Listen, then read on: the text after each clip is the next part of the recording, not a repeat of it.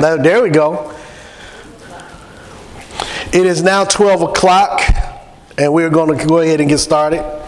My name is Terry Johnson. Hi, Terry. I am the recovery. I'm the director of recovery and the housing director here at FCA, which is. Thank you. I was just seeing if y'all was awake. Fresh Coast Alliance. The name changes is going to have to. It's going to take some time getting used to. Quick story about the name change. Prior to the name change, okay, yeah, that'll work. Prior to the name change, when I started working here, I knew the organization was 70 times 7. I knew that. But every time I say, hi, my name is Terry Johnson, and I work for 70 times 70. Did y'all catch that? Did y'all caught that? Yeah, I used to say that all the time, and Nate used to check me all the time.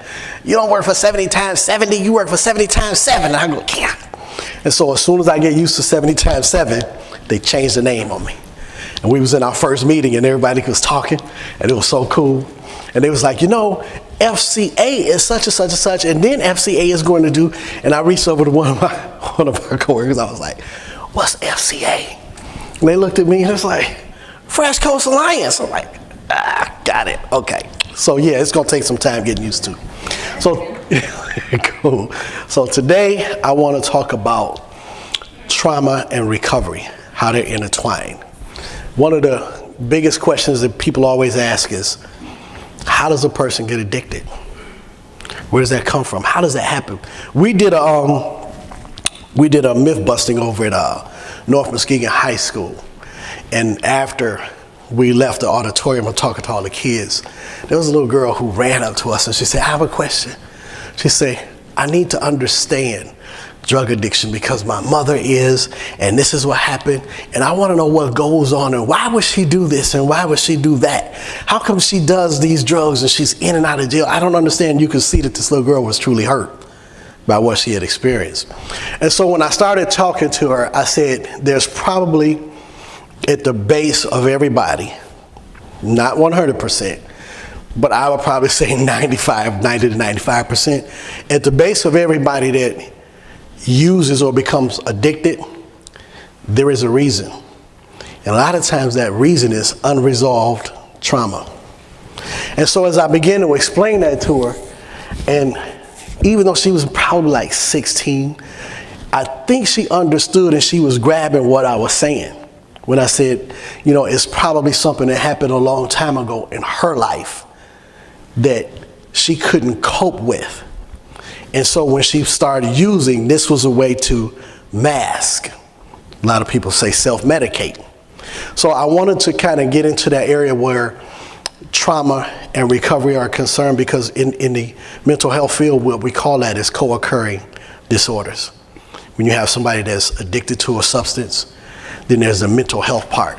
And I always say that more likely than not, when you're dealing with somebody that's under a substance as an addiction, there's somewhere along the line, there's something that they're dealing with that they haven't completely dealt with.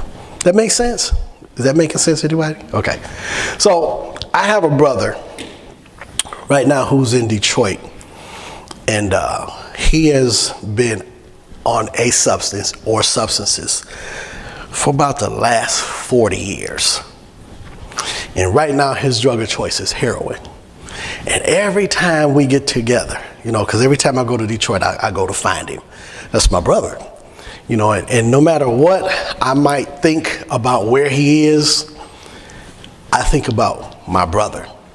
And so I'll go get him, and I remember like past in the summer, I went down there and I found him, and I was like, hey man, how you doing? You know, there's not a lot I can do for you, you know, because you're out there.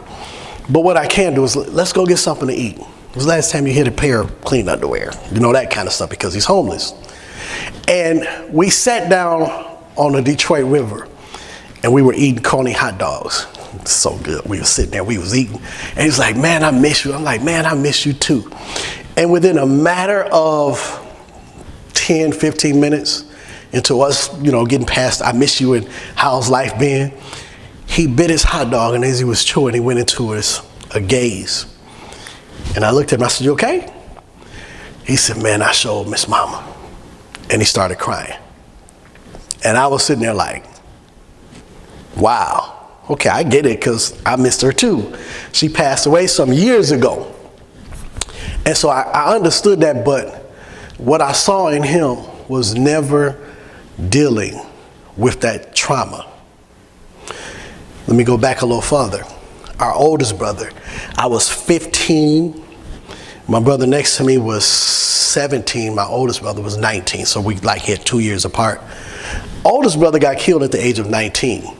And so not only did he go 15 years back and say, I miss mama, but he went all the way back to 1979 in a split second and said, I miss Rick. If Rick was here, this wouldn't be like this. And I was like, wow, you still dealing with that? Or he's still not dealing with that.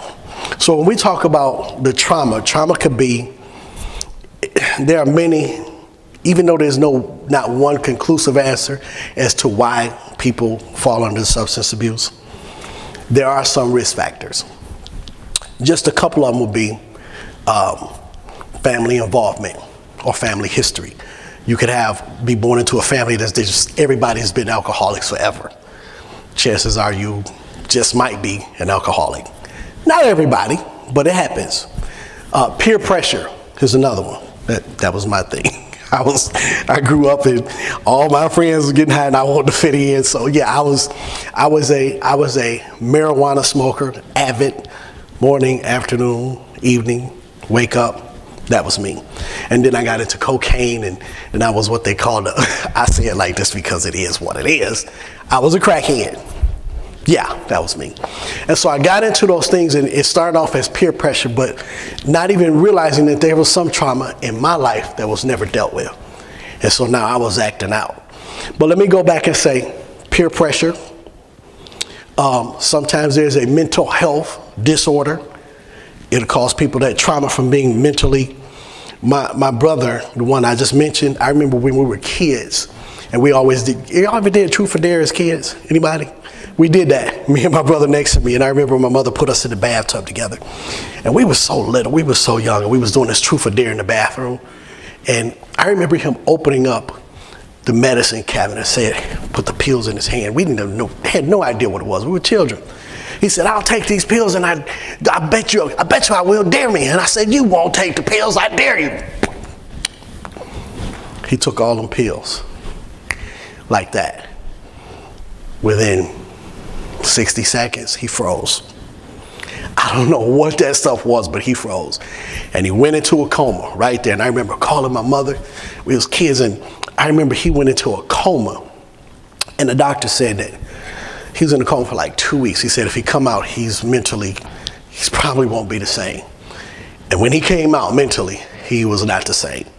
And so that could be the trauma that happened, because even for me as a kid, watching that little boy, that was traumatic for me. So we have peer pressure, we have the mental disorder, we also have what I like to call genetic predisposition. Y'all know what that is? Genetically, people go into the hospitals, baby's born, and they'll tell the mother, you've been doing crack because your baby has crack in the system. You've been smoking marijuana because your baby has THC in the system. They can tell that. So that predisposition, which we also call genetic susceptibility, I had to get that out. Genetic susceptibility.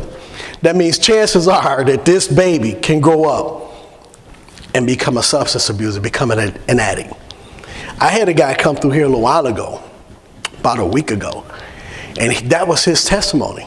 He said, when I was born, my mother had heroin and cocaine in her system. I didn't stand a chance. And I'm standing there looking at him like, wow. He understood that predisposition. He understood that because he said, in my system when I was born, this was already mine. So as I got older and it was still in my system, I started using. I don't know how that works scientifically, but it does. So you have all those things working, but the one thing a lot of people never really address or talk about is trauma. Trauma can come in so many different forms. Trauma can be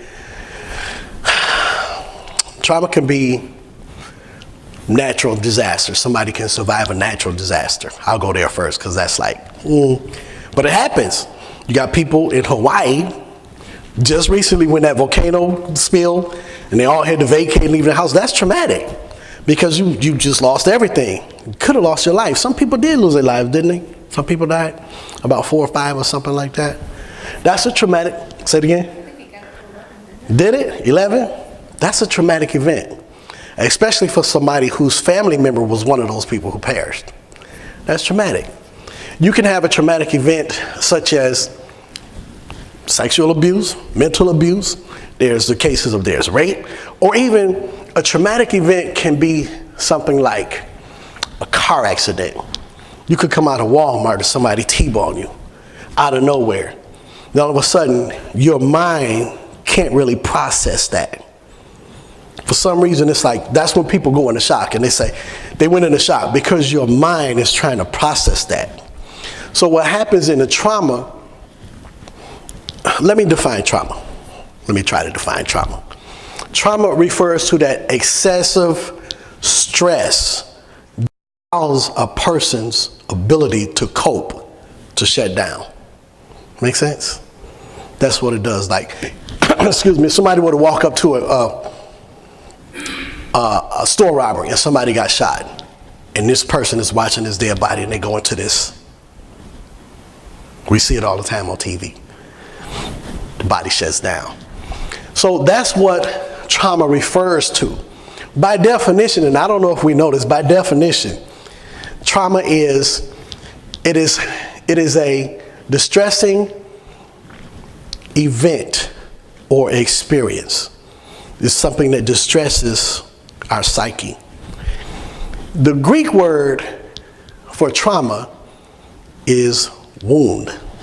When the Greeks came up with this word, it was like, that was their actual word that means wound.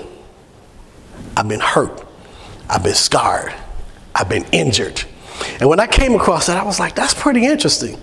Because when you look at TV shows again, or even going into a hospital, and they bring in somebody that has a gunshot wound, first thing they say is, take them to the trauma unit. We always thought, okay, that was a traumatic event. But no, that means that person's really wounded because they refer to the physical. But referring to the mental, it's a psychological or emotional event or experience that's very distressing. That's what trauma is. And so how do we cope with that? How do we cope with the trauma? In my life, now watch this, I'm gonna share a little bit about my life. People, when I first started in recovery coaching, and I learned all these things about what child abuse was and negligence and all this kind of stuff. And they said, Terry, have you ever been abused as a child? I said, absolutely not. My mother whooped me just like she whooped anybody else. In my neighborhood, I grew up in Detroit. In my neighborhood, you grew up in Detroit, cool. Detroit, Big D, hold up. Big D, that's what's up. Did you? I go back every now and again. I just actually I just actually moved back here about a year and a half ago, coming back from Detroit. That's my home. But in my neighborhood, I grew up on the east side. In my neighborhood back then. I was born on the west side, I grew up on the east, so yeah. Oh, cool. All right. East side? Okay, then we're gonna stop. Let me stop. Yes, definitely. I grew up on the east side, and in my neighborhood, it was like this. If the kids in my neighborhood was out doing something wrong and the neighbors saw you, they would beat your butt. And then they would call my mother, and I got home and my mother whooped me. So when somebody said, well, you abused as a child, we got whooped, but no, it wasn't abuse. And then as I started studying and reading, I came across this thing that abuse can come in the form of neglect or negligence. I was like, well, she never neglected us. And then I started thinking about my past. It was like, what's back there that I probably haven't dealt with? Because what led me to be a crackhead? What led me to be a borderline alcoholic? Because I would do the cocaine and it would take me up here, and I wanted to come down, so I would do the alcohol, and it would always have me like this. And so I started looking back in my past, and I said, what would have me to do that? And I said, well, I wasn't neglected. Was I? Okay, sometimes our first meal didn't come until 9 o'clock at night. Was I neglected? As a child, probably, yeah. But, things were tight, and she did what she had to do, and she did what she could. But I remember those days. I remember studying and reading it, and I came up on this thing about child neglect can be abuse in this area. And it said homelessness. And I was like, well, we always move. We move like every 6 months. We never really had a stable home. But then I thought deeper. And I said, as a child, I remember going out to Belle Isle. You remember Belle Isle? Yeah. I remember going out to Belle Isle. And my mother said, we're going out to the park tonight. I was like, little kids, cool. Good humor truck right over there. She's like, who wants ice cream? Be like, yeah, we do. And she said to us one night, we're going to stay at the park tonight. We were kids. Go. We wanted to be at the park. We was down by the water. We was by the playground.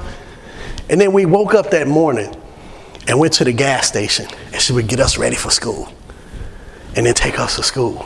And it's like, why are we going here? We didn't have a place to stay. And so as I continued to grow up and I started thinking about this stuff, and I was like, where's my father? Wasn't there. So these traumatic things that I started experiencing, I had to address. Excuse me.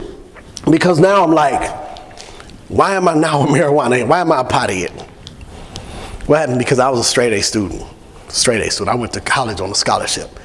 But even as an addict, I was still smoking weed and drinking, got a scholarship. Somehow I kept something together. But what happened to me in my life that caused me to do those things? So here was the trauma that I found, and I don't know if y'all know my story completely, but I did 22 years in the Michigan Department of Corrections. Not on the installment. I went in at the age of 25, and I came out at 47. That's my story. And so there were still some traumatic events that took place while in the penitentiary. One day they slid a note under my door and said, your mother has passed. If you sign this because nobody's claiming a body, we'll bury her. And I'm sitting there and I'm like, oh my God, what do I do with this? So trauma was still compounding. But at that point now I'm learning how to deal with this thing, because now I'm sitting here and I have all of this self-introspect going on. And now I know how to compartmentalize. I know how to grieve. I know how grieving is supposed to look. I know what it's supposed to look like. But prior to that, I didn't know and understand that stuff. And so when the traumatic events came and my ability to cope, that mechanism shut down, and I didn't know how I turned to drugs. Because here was my friends, and sometimes it's environmental. Sometimes your trauma can just be in the environment that you're in. And so in Detroit, I've seen a lot of stuff coming up as a kid. But all my friends was like, man, it's okay. Here, hit this joint. And I'll be like, but you don't understand what I just went through. And they go, it don't matter, hit this joint. You'll feel better. And I hit the joint and I felt better. And then something else will come along. They'll be like, oh, it's okay, man. Here, take a drink of this and you'll be all right. And I took a drink of that and I was all right for that moment. And so it became an addiction. And I'll be honest with you guys. For as many times as I tried cocaine, because it was environmental. Oh, I tried and I was like, that don't do it for me. I snorted, I'd be like, I don't feel nothing, that's not good. And I saw somebody do the freebase and I was like, no, I'm scared of that. I'm good on that. Until one day somebody gave me some crack in a joint. That's all it took. And from that moment on, it was just like, but what happened was I was always trying to cover what was back there, instead of just saying, you know what, let me confront this thing. This is what life is. This is what life has dealt. And so once I started doing that, I actually, when I came home from the penitentiary, I probably did something that most people don't do. I got on after I learned after I learned how to do the internet, because, I went into 89, I think I remember Atari and Pong and stuff like that. And cell phones was this big. So when I came home, I had to learn how to work a computer. And once I did that, And I sat there and I kept saying, show me this, okay, show me that. And people would show me how to click, paste, copy, all that kind of stuff. I'm like, okay, I got that. And people started showing me how to Google. And I remember sitting there one day and I was like, man, I got to do this. I found me a psych. I was like, okay, I don't want to talk to nobody in Muskegon, because I started knowing people in Muskegon, West Michigan Therapy and all those places. And they're all connected. You remember John Van Lente? Yes. Yeah, he picked my brain and analyzed me. And he looked at me, he says, nothing wrong with you. I said, John, I'm crazy. He said, there's nothing wrong with you. But I was like, okay, cool. But I found this psych. His name was Dr. Moody, in Grand Rapids. And I called and I made an appointment. And I said, I need to see you. And he's like, okay, we took down all the information. I'll see you Monday. I drove all the way to Grand Rapids. And I sat down in his chair and I started talking. So, man, I grew up on the east side of Detroit, and I've been here, I've done this, I've done that. And he stopped me, he said, hold up. If you tell me about any crime, I saw the look on his face, because I started talking about how I grew up and some of the stuff that I'd done. He looked at me, he said, hold up. If you say anything about a crime, I'm obligated by law to report it. And I looked at him, I said, don't even worry about it, Doc. I just got out of penitentiary. I did 22 years. So anything I'm telling you about is like way back there. And he looked at me, he said, oh, okay, go ahead. But I sat there and I talked to him, because I had some stuff that I had to get off of me. And I had to talk to somebody who didn't know me. I had to talk to somebody who was trained to tell me what's really going on. And I said, man, this is what's going on, man. This is what happened. You know, my mama died while I was in prison. I grew up as this drug, and I wasn't a good drug addict because I got caught all the time. And then I wasn't a good drug dealer because I got caught all the time. So I'm like, man, this stuff is wrecking my brain. And after about, I would say maybe about 4 weeks, and he finally said, that's all you needed was to talk. He said, you just wanted to get that stuff out of you. And I said, yeah, I needed to get that out. And he said, you lived a hard life. You've lived a life. That was real traumatic. He said, but you're fine now. He said, you're fine. And I said, but I need to keep seeing you. I did. I was like, I want to see you every week. Can we do this? He's like, no. He said, you're fine. He said, I'm not going to take your money like that, you know.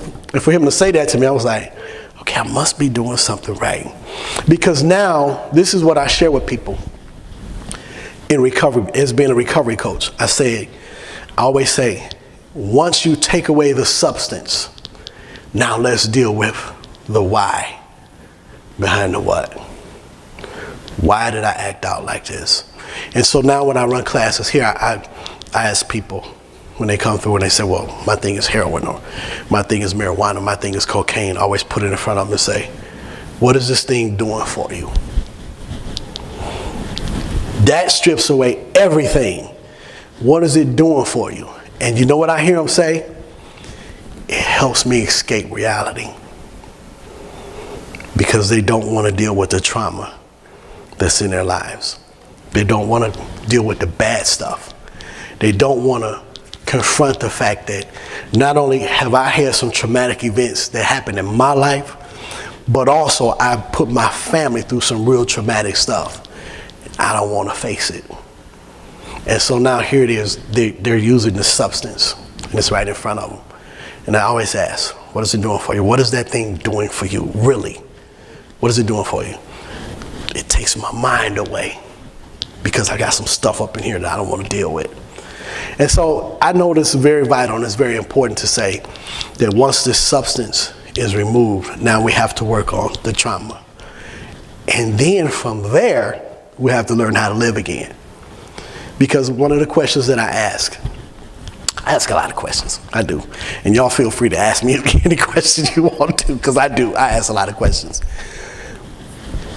When I ask the question of, okay, now that you're not getting high anymore, what do you like to do for fun? Can anybody imagine what they say? Say it again? I don't know. Exactly. The first thing they say is, I don't know, because I was always high. Now I have to learn how to live again. It's like almost a fear to do anything. It's a fear. And they'll tell you that. I'm scared. It's like, let's go bowling. Like, bowling? I'm scared. What if I drop the ball? You know? But it's about learning how to live again. It's about unlearning everything you did back there, because everything you did was motivated by fear and trauma. It was motivated by trauma and fear. What if I go out and this happens? And I remember my brother said to me, this is how distorted trauma, the effect that trauma has on the mind. This is the distortion. I was talking to my brother about my motorcycle. I got a pretty big motorcycle. It's like a big one. Anybody know something about motorcycles? I got a Honda VTX 1800. When this thing was made, because I Googled it, when it was made, the Japanese called it the Beast. Oh, it's huge. The tank is about this big, and it's an 1800. It's like, that's the power. And I remember when I went to see this bike for the first time, I found it online. I was like, man, I want to go see this bike. I want this motorcycle. And I saw it online. And when I showed up and looked at it, guy had it parked out in front of his house. And I showed up and I looked at it. I was like, oh my God, how am I going to ever ride that thing? It was huge. I mean, I knew how to ride a bike, but I hadn't rode a bike in 20-something years. 20-something. But I'm looking at this bike and I'm like, oh my God, this thing is huge. And he said, yeah, it's a nice bike. You want to test drive it? I was like, because it was too big. I was like, And I tried my little macho thing. I said, When I test drive it, I'm driving it away. But I was scared. I couldn't show him that. I was scared of it. I was like, man, that thing is huge. And I went back. I was living here. And I went all the way down to Livonia near Detroit to see this thing. And I drove all the way back. And I told him, I said, I'll be back next week. And I sat down, and I think that next weekend it rained. So I called him. I said, I can't come because it's raining. I'll be there next week. And I'm sitting there thinking to myself, this thing is huge. And I went back down there the following week, and I gave him the money. He said, you want to test drive it now? And I was like, yeah, let's do this. And I got on that thing. It was huge.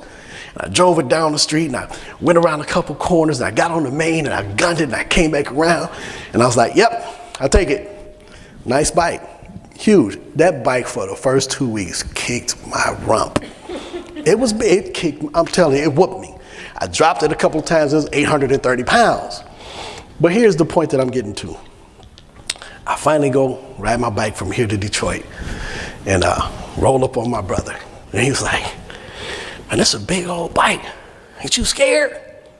I was like, no. He said, man, it's an easy way to get killed. I was like, it's a motorcycle, man. He said, yeah, but somebody could hit you. And I was like, yeah, well, I said that could happen. He said, oh, man, I just don't like this, man. It's too dangerous. I don't think you should have it, man. I think you should sell it. I don't want my little brother on the bike. And I looked at him. I was like, okay, so make it make sense to me right now. You scared of a motorcycle, and I get it. Aren't you scared to put a needle in your arm knowing this could be the last time you breathe? And he gave me that blank stare. And he was like, aren't you scared of that? I'm like, how? How can you not be? That's a distortion. And so for him, because I went down to Detroit and I got him, and he called me like 1:30 in the morning. He said, man, I want to down the streets. I'm done. I want some help. And I went down to Detroit and I got him. It was a 2.5-hour drive.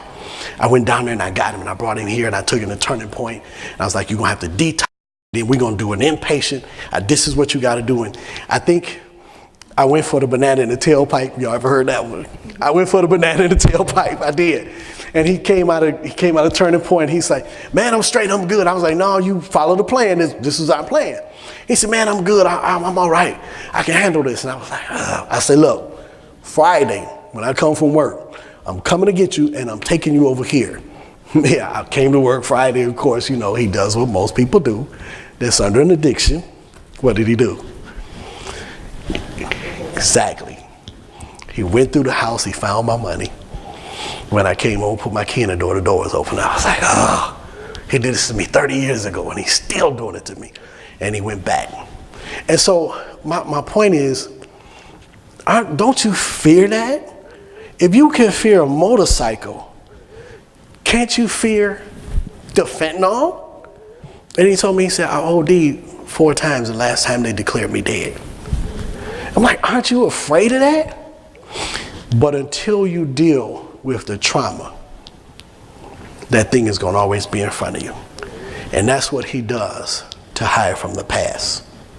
He mentioned something about, we got into a fight. We was little kids. My mother had 3 boys, no girls, so we was just in trouble all the time. And we got into a fight, and I remember this fight because I was the youngest of 3, and they would just beat me up all the time. My 2 older brothers, they would just beat me up. We would just fight just to fight. And I remember I got tired. I was like, I'm not taking no more whoopings. It's not gonna happen no more. And so when my brother came to me, I remember we got into this fight, and I kicked him because we was taking martial arts, and I kicked him. And he fell into the toy box, and I hit him with some ducks and some Legos and stuff, whatever it was. He carries that today. I remember we was little, man, and you kicked me in the toy box. I'll never forget that. I was a kid. Unresolved trauma is one of the biggest things that when a person is on addiction, they cannot get past what happened to them. And until they get past that. Any questions? I know I saw y'all writing that. Not always. That is not always true. And that's why when I started talking, I said 90 to 95% of the time. That's what happens. But no, it's not always true. Nope. But the majority of the time, it is. Go ahead. Like, I know with alcohol or rationalizing, I know there's some big traumas, but at the same time, when you keep self-medicating, there's also like the self-pity and even those little things, because you're not mature enough to let those things go. Absolutely. Some of them are big, and some of them are, they still seem big because the mind kind of. Yeah. As a matter of fact, I'm glad you mentioned that. The toy box thing. Yeah. Absolutely. That's, and so, those are bigger. Yep. But even as a child, when your brain begins to develop, your brain takes in positive and negative. And somehow when the brain, even as a child, and this is scientific study information here, as a child, when your brain takes in the positive, your brain begins to grow. It begins to be strengthened. It begins to develop in a mature type of way. But when the negative come in and the trauma comes in, your brain shuts down, and they never get past that. Never, because I think the science says it's something like the brain also discounts or discords neurons also, and this has got to do with the brain. Stuff that we need, your brain to give it off. When your brain can't really comprehend what's going on, but your brain continues to grow. The brain is one of the most amazing things that we can ever even try to think of and study. Go ahead. If the substance abuse stops the brain from growing, but once they're in recovery and no longer taking the substance, the brain starts to grow? There are some parts, I'm not a doctor, okay, but there are some parts of the brain that have been permanently damaged by drugs. Not all parts, absolutely not. I remember when the kid from Flint that went in, this wasn't a substance abuse thing, but at 5 or 6, he went into prison because he killed the girls accidentally or whatever it was. Remember that was kind of young. Back in Flint? Yeah, and I remember hearing around that time that basically studies showing that kids, when they went into prison, that their development stopped then. I mean, not that the brain didn't continue to grow, but their emotional development stopped. Yeah, it does. It keeps growing, but it kind of grows around the pathways grows around it. But once they're out, then are those pathways able to be relit? And that was a question that I had. Can they make up that emotional development loss? It's almost like for my experience, I'm not a doctor either, but my trauma, and then it keeps compounding. And then they did show the scientific structure of the brain and how it tries to cope, or maybe it's the parts that are behavioral aspects. Right. It's almost like in cognitive therapy, I had to figure out what was a threat and what was a perceived threat. I feel like you're constantly being threatened. Absolutely. Like defensive, like you beat me up when I was a kid. And it's like you're constantly in that fear reliving. Yeah. Right, and that's your amygdala, right? Does your amygdala then start to decrease, so your response is coming from a different place, or are you basically learning to control that fear? It was more behavioral, like you said earlier. Good question. There's the functional and then dysfunctional survival. Absolutely. And the functional, Yep. in recovery, I'm learning how to, in a functional way, differentiate between here's the facts and here's what my brain's adding to it because of an experience I had years ago. So I gotta keep looking at the present fact of what's really happening right now. Because a lot of times, people with substance abuse, trauma, they react. PTSD, you see them flip out, Yep. like somebody's hurting them and they're not. Absolutely. Right. I think of that, although I have no idea, but I think of that as the amygdala in control.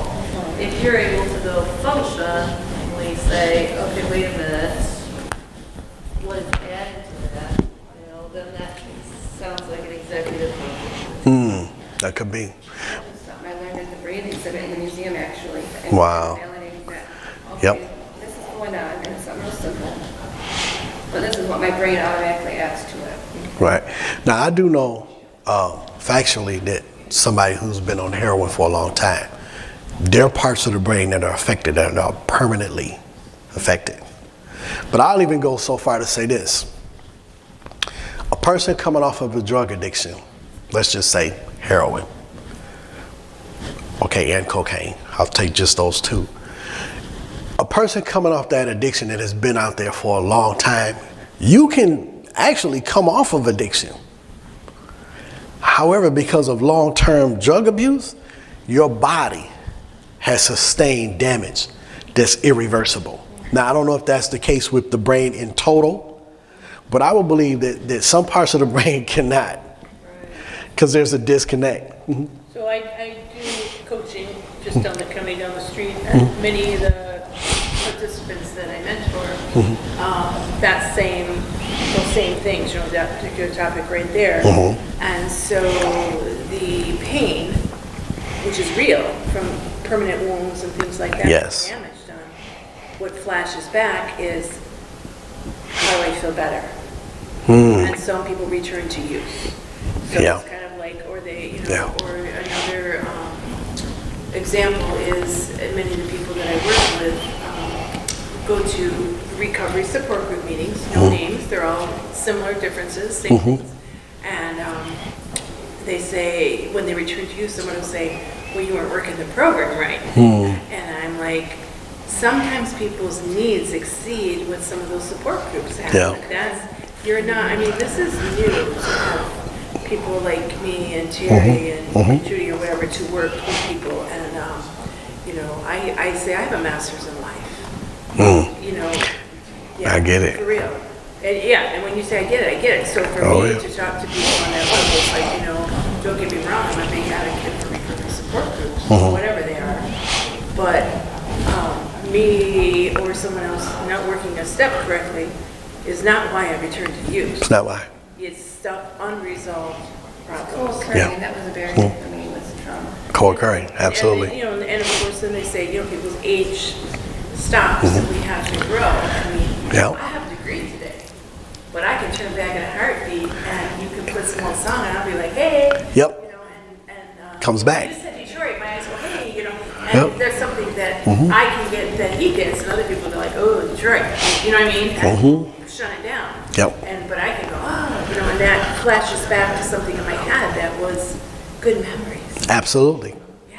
Absolutely. And today I can do some bad stuff too, but I can take that. You know what I'm saying? And I go, oh, yeah. Yeah. Yeah. But you know, as soon as I say, oh, my brother wants me to go back. So as I start, she's like, what? Yeah. Oh, I forgot to say. Yeah. But that's, you know, there's so many reasons why people use or return to use Yeah. or unresolved things. And all many past years, probably the whole time you were away, people were like, why are you using?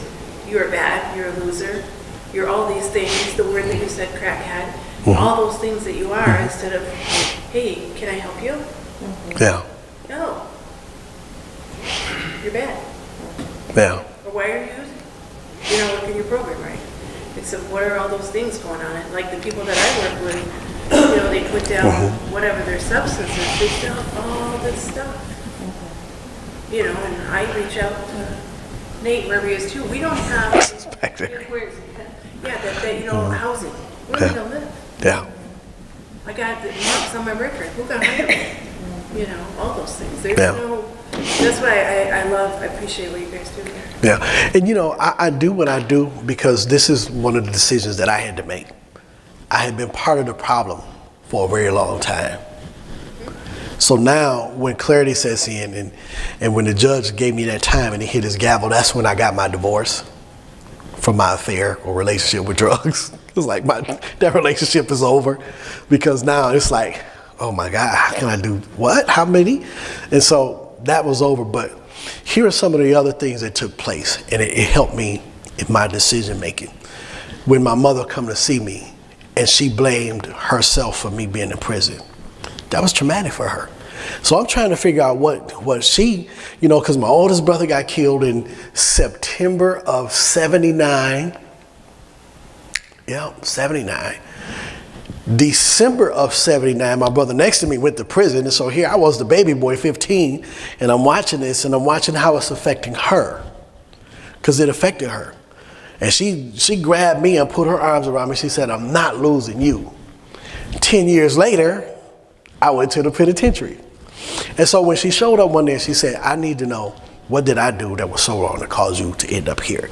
And I had to tell her it wasn't your fault. It wasn't your fault. It wasn't you. You did all the things that you were supposed to do. It was me. I made bad decisions, and I'm trying to make it make sense to her. But somehow in her mind, because she had traumatic things happen before I was born, you know what I'm saying? That was unresolved with her family, because I didn't meet my grandmother, who stayed right around the corner from me. I didn't meet her until I was 18. They had some family issues that was unresolved. And then when I saw them interacting, I'm like, this is dysfunctional. Like, I just met my grandmother, I'm 18, and she stayed right around the corner from me and I didn't even know it. And the lady that used to sell me marijuana was my aunt, and I didn't even know it. That was my mother's biological sister. I knew her as the lady that delivered mail to stay right on the corner that sold marijuana. And so when I finally met my family, I was like, I know you. You sell me weed. She said, I thought that was you. And I was like, now we had this dysfunctional relationship, you know, because this is my aunt. And so when I'm trying to make it make sense to my mother, and it's like, she's just not getting it. And so when I got her death certificate at the age of 61 and I read it, and it said, cause of death, acute respiratory failure induced by cocaine intoxication at 61. She had unresolved trauma that she was dealing with and somehow couldn't get it together. And I remember I saw her October 23rd, 2002, when she came to see me. I remember the day. And she came to see me, and we sat there and talked, and I asked her, are you still getting high? She was like, no. And now I'm learning all this stuff, recovery stuff. I'm learning all this, and I'm like, man, and so I'm sharing with her what I'm learning and what it does to the body and how it can kill you. And I said, this is what's going to happen. You know, you can die from that. I said, if you keep doing this, chances are. A lot of people say, well, why was you burning bread on her? Why was you speaking death? I said, I'm not. I'm telling the reality. This is what can happen. And so that was in October. So when March rolled around in 2003, some 5 months later, and she passed, and I'm like, and I knew the possibilities of what could happen. I know the possibilities when I see my brother out there, what can happen. I know what can happen if I, like you said, I'm terrified of that. So, but I had to address the trauma, because had I never addressed the trauma, the stuff that I've seen growing up, the stuff that happened to me growing up, landing myself in prison, the stuff that I've seen in prison, I've seen some stuff. It was just like, what life is this? What world is this? I had to call my mother one day because I saw some guys, and this was traumatic for me. Okay, I saw two guys fighting in the penitentiary, and they were fighting with donuts. Donuts. They were hitting each other with donuts. Powdered donuts. No. They just got into a fight, and one guy had some donuts in the pillowcase, and the other, they just started hitting each other, and powdered donuts was flying everywhere. And I'm standing there, and I'm like, you gotta be kidding me. Get serious. And I went to the phone, and this was before my mother passed. And I went to the phone, and I called her, and I was like, hey, how you doing? And she said, hey, baby, how you doing? I'm like, everything's good. She said, oh, you okay? And I was like, yep, I'm fine. And she said, no, you just called me yesterday. What's wrong? And I said, oh, nothing. She said, hey, listen, I'm your mother. I know when I can tell when something is your voice. And I said, Mama, do I sound all right? Do I sound like your son? And she said, what? I said, do I sound sane? Do I sound like your son? And she said, yeah, baby, you sound fine. I was like, I don't know, because this ain't normal. You know what I'm saying? So there was that trauma of even something as simple as watching people fight with donuts. That was traumatic because it didn't seem real. It's like, is this reality? It might seem small and insignificant, but that was real. It was like, this is crazy. But that unresolved trauma, had I not dealt with it, and not only dealt with it from back here, and then continuously, because I continuously had to deal with it, I had to learn how to grieve. Because a person in a real traumatic loss of life incident, mother, when a woman has that child that died, that's hard to deal with. And so what do people do? Self-medicate. Get away from reality. I want to feel better. I don't want to feel this pain. Let me go get a joint. Let me go. But I knew that that couldn't happen, so I learned how to grieve. Most people don't know how to grieve. Trauma comes in, mind shuts down, body can't comprehend it. What do? They want to feel better. So I had to learn how to grieve. Then I compartmentalize. It's still there. So every so often, I got you. Every so often I'll pull that memory out and I'll put it right here. And I'll think about my mom and I'll revisit those good times. I'll visit them. But when I'm done, I'll put it back to where it belongs. Because you'll never forget it. You'll never get over it. You learn how to deal with it. Go ahead. Does it stop hurting you when you turn it into wisdom and you talk about it? Yes. It's become your strength. It's become my strength. Because one of the things that I learned, even when I talk about the passing of a loved one, it's traumatic. Yeah, it hurts. But here is, now maybe I might be a little different when I say this. But this is what I do. I look at it from this perspective. None of us getting out of here alive. We don't have the luxury to say when, where, how, why. Unless you're Enoch from the Bible. Unless you're Enoch from the Bible. Thank you.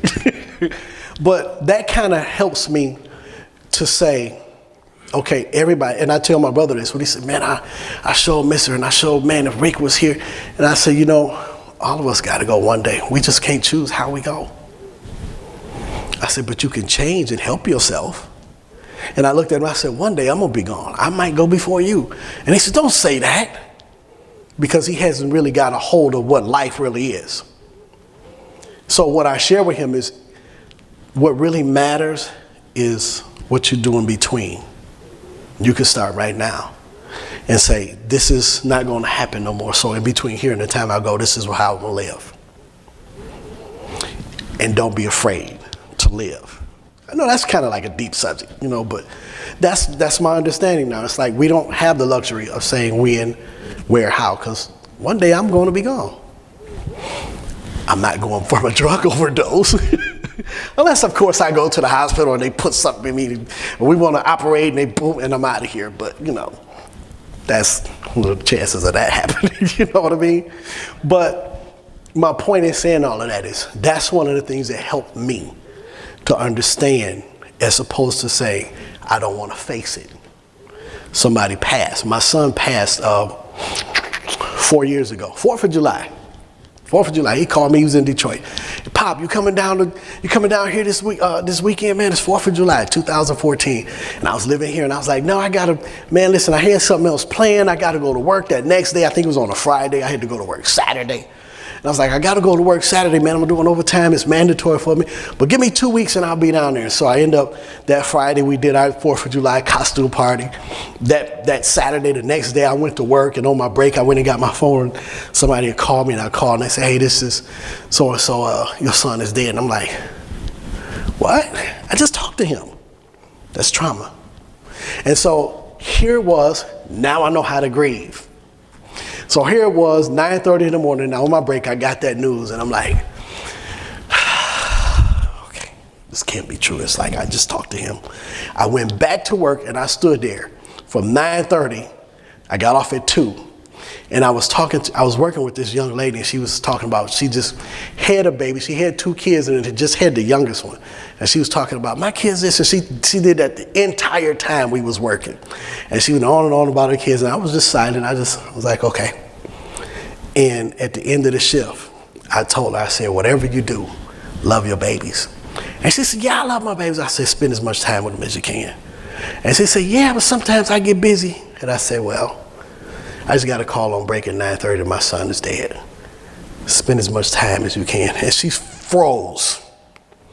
And she said, why did you stay? I said, well, what can I do? I said, but I'm going to go home and I'm going to pack.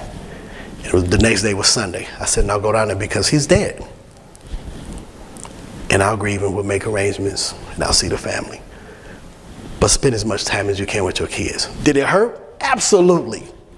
I went home from work that day, walked into my apartment, opened the door, fell flat on my face and cried and said, what now, God? What do I do now? And I heard him, and this is just my testimony, I heard him say, I got you. And I said, okay. I grieved, I cried, I got up and I packed my bag. I went to sleep that night and I got up that Sunday morning. I drove from here to Detroit. Went to the family house and everybody was crying. They all fell over me and I was like, I get it. I get it. And I was really hoping that didn't nobody look at me like I was callous, because it wasn't that. It wasn't that at all. But now I know how to grieve. But you know what all of them were sitting there doing and they're grieving? You can imagine. They had all the alcohol on the table and they had all the marijuana. Some of them had cocaine. And I walked in there and I was like, so this is how y'all deal with his death. And they looked at me like, don't you want this? And I was like, absolutely not. This is not how I grieve. Because now that part of trauma has its place. Is that a bad thing? Because I didn't. But now I know how to grieve. When people don't know how to grieve, this is what they do. They sit there and they use these substances to validate what they're doing. Any more questions? I'm not trying to bring y'all down. Trust me, I'm not trying to bring y'all down, really. I'm just telling you what my experience has been and what I've learned. And I'm believing that by faith, that what I do helps people. When I come in and say, this is what it is, can we get to the reason of why you use? I don't want to know, okay, you used yesterday, why? Why are you doing it? What is this substance doing for you? Who are you? And I tell people that really. It's like, who are you? Because I know the person that's addicted, but who is the person outside of this? Who are you? Can we meet that person? Go ahead. That was what I said the last time when I was with my granddaughter. I already lost one of the grandson to drugs and 2 granddaughters are addicted to it. Okay. So just a couple weeks ago, I was with my granddaughter, they cried, and I told her, I said, who are you? Who are you? Because, yeah, this is not who you are. Yeah. I use my real life experience because anybody can come from a book knowledge. You know what I mean? Anybody can read something in a book and go, you know, I read that the science, they did a study in the University of Texas with 13, you know, I could do that. They had 13 teenagers, and this is what they did. And those that had dysfunctional homes, and then those that had the regular homes, and this is what happened. This was the outcome. Those that had the regular homes, they didn't do anything. But the ones that had the one-parent home and living in the ghetto, this is how they act. I can do that. I don't want to do that. I want to talk about the real experience. I want to talk about frontline stuff. You know what I mean? Even as a recovery coach, as a recovery director, what is this going to look like when you imagine it? Whatever that is. What does it look like? Well, let me tell you a story. Okay? Let me tell you what it really is. So yeah, that's how I look at it. And I really believe that if a person is, not everybody that has some traumatic event in their life don't go be addicts. They don't. There's that percentage that just never use. I meet people all the time and I say, how did you deal with that? I was like, I don't know, it still hurts. Well, it's gonna hurt forever, I think. Yeah, it still hurts. It's part of your life. But that's the very thing that shapes you. That's what makes you who you are. Some will be shaped negatively, some will be shaped positively. That's what we do. That's what we do. Any more questions? Thank you. Cool. All right. I'm glad y'all sat here and listened to me, because I'd be like, oh. Put it with the rest of the process of healing.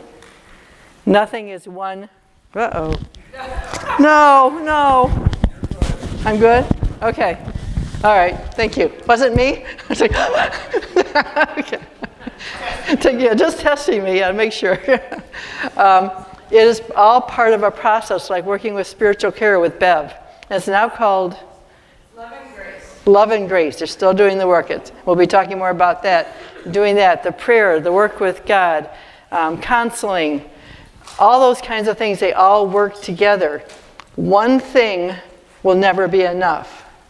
One therapist will usually never be enough. I would say one therapist is never enough. You don't want just one. You want to be growing, and sometimes we outgrow therapists. Okay? And therapists, let's just do that for a quick bit. There's a lot of crazy people in my profession, guys.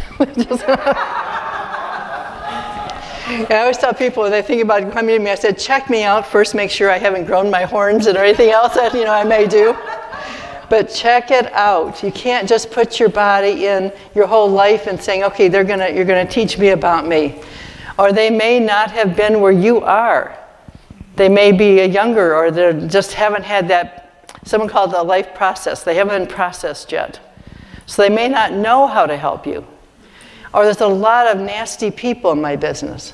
They're really, like everybody else says, you've got to be careful.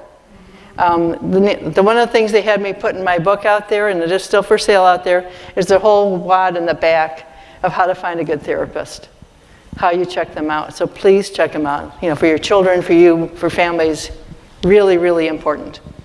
Too many nasty things have happened in the name of counseling. Okay, so the body keeps score. We have to work to survive, and we're going to see if this works, huh? Oh my goodness, whoa! Yeah. Oh gee, okay. It's really working. Isn't that something? How many of us have felt that way? I mean, really? It's like, I'm not coming out today, thank you. Oh, it is going really fast for me. Okay, I'll get the touch here. Nope. Okay. As we talked about before, healing is a decision. It has to happen as a decision. Like the transcending, healing we have to decide it. I'm not going to just kind of go, oh, I'm going to feel a little bit and then I'm going to not do it. Or I'm going to dabble in a little bit and then not do it. It doesn't work that way. The whole being, your whole entire body, being, spirit, mind, body, spirit has to be involved in it. Healing has got the mind, body, spirit. All those components are part of it. And I tell people that I wish you could pay me enough money, I'd be able to do your healing for you. I can't. No person can do your work for you. Not humanly possible. Can't happen. Hey, I got the touch. Okay. Oh my, I thought I checked all my fonts. Obviously I didn't check it on this one. Okay. It is hard work. Hard work. It does not come easy. That's why it has to be a major decision to heal. Because it's not going to be easy. This is something I don't con people with. They say, is it going to hurt? And I go, yes, it will. Is it going to be hard? Yes, it will be. And will it be worth it? Yes. Absolutely. We choose. We choose what we want in life. And I always say, choose healing. Our life is going to throw some nasty stuff at us. I mean, it does. My goodness. The scary things that are happening in our world now, it's like, whoa. We have to choose to keep healing. And people say, well, isn't there an end to it? God keeps putting me through some stuff so I can learn more. So I can't answer that question because He's still got teaching to do. Yes, there's an end that it isn't as heavy. It isn't as awful. And you get kind of in a rhythm of it. You know how to begin to feel your feelings fully. So then you take the next step. And you get the wisdom from it. And then you go to the next step of the feelings. It isn't like a big, huge dump truck full of bricks backing up on you and dumping it on you. It will come in your process. We have to choose our path in life. Whatever that path is. Is it going to be to self-harm? Is it going to be a suicide? Is it going to be to do something that sends me to jail? Is it going to be develop my purpose or potential? Or even if all these other things have happened, I can still go after my potential and my purpose. When we heal, we get wisdom. Isn't that amazing? I started the next round of research one time, and I want to get back to it. I haven't finished it yet. But it's like, I want to know the leftovers from healing. I want to know the leftovers from having been traumatized. And I said, one of the questions I had was, what would you have given to have a healthy family and not been abused and traumatized? And of course the response is, anything, right? Anything, let's go, yeah, let's do it. And then my next question follows that, would you give up your wisdom? And it gets quiet, all quiet. And I only had one person, everybody I interviewed, say, yes, I would. Everybody else said, no, because that shaped me. That may be who I am. It helped me develop who I am. And I worked too hard for that. I'm not giving that up. That's mine, and I earned it well. And that is it's a gift. Basically, it's a gift that God gives us for healing. And I've never seen it fail. I'm very blessed with the people I work with and blessed to do God's work. I still don't know why I've been chosen to do the work. I just get awed by God allowing me to see Him work. But people will be in doing a deep healing process. And there's a sense of God's right there with them. God's got them in His arms. And as the healing goes on, there's a sense of, okay, now let me have them, Donna. So we get the feelings going on, and they're released. And every time, God comes in and gives them some sort of gift. It's an emotional gift, or it's a thought gift, or it's something. It's a reassurance gift. Like I was reassured that Leroy was okay. And that was amazing to me. I loved that animal. When I heard he died, wasn't able to be there when he died. So I needed to know that, but God knew that and gave me that gift. Only God could have given me that gift. Only God could have known I needed that.